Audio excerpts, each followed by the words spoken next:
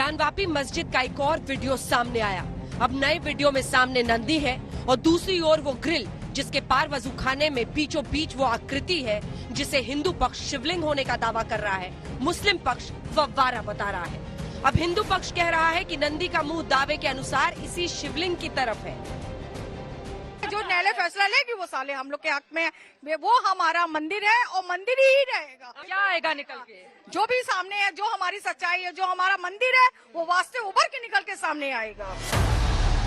इधर कोर्ट में ज्ञानवापी मामले पर सुनवाई आज टल गई क्योंकि वकीलों की हड़ताल के चलते अदालत खुली ही नहीं, लेकिन सियासी मैदान में आज सुनने सुनाने का सिलसिला चलता रहा।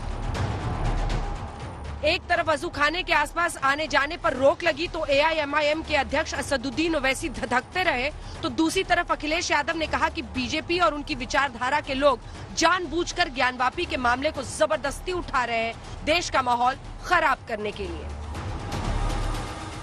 सुप्रीम कोर्ट ने यह भी कहा कि मुसलमानों के जो रिलीजियस तरीके से जो आप नमाज पढ़ते हैं जो है उसमें वजू भी शामिल है, तो वजू करेंगे उसमें हाउस में जाकर, और 400 साल से उस वजू को उस फव्वारे को कुछ नुकसान नहीं हुआ।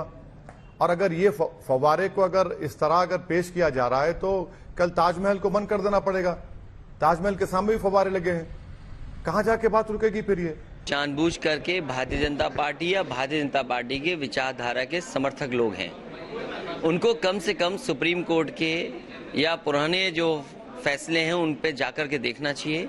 कोई भी आप मसला इस तरह का नहीं उठा सकते हैं, लेकिन उसके बावजूद भी बिना सरकार के इशारे के ये सवाल नहीं उठाया जा सकता था। ये दोनों नेता इधर बीजेपी की विचारधारा को घेर रहे थे, वहीं इन्हीं के नेता इन्हीं के लिए मुश्किलें खड़ी कर रहे थे। शिवलिंग पर अश्लील टिप्पणी के आरोप में AIMIM के प्रवक्ता दानिश को अहमदाबाद पुलिस की क्राइम ब्रांच ने गिरफ्तार कर लिया और समाजवादी पार्टी की नेता रुबीना खान ने तो देश के मुसलमानों को समझा दिया कि अगर वहां मंदिर के अवशेष हैं तो मस्जिद बरकरार रखना इस्लाम के खिलाफ है।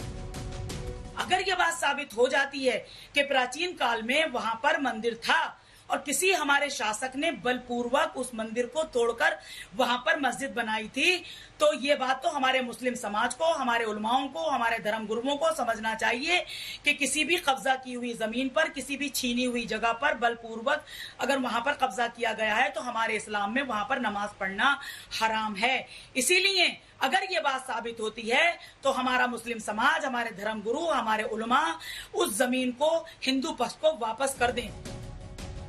अब ये सियासी बवाल कोर्ट के बाहर चरम पर है। दरअसल वजूखाने की जगह में हिंदू पक्ष के दावे के अनुसार शिवलिंग मिलने के बाद वाराणसी कोर्ट और सुप्रीम कोर्ट दोनों ने ही वहां किसी के भी आने जाने पर रोक लगा दी है। हालांकि साथ ही सुप्रीम कोर्ट ने ये भी कहा है कि नमाज पढ़ने की इजाजत बरकरार रहेगी।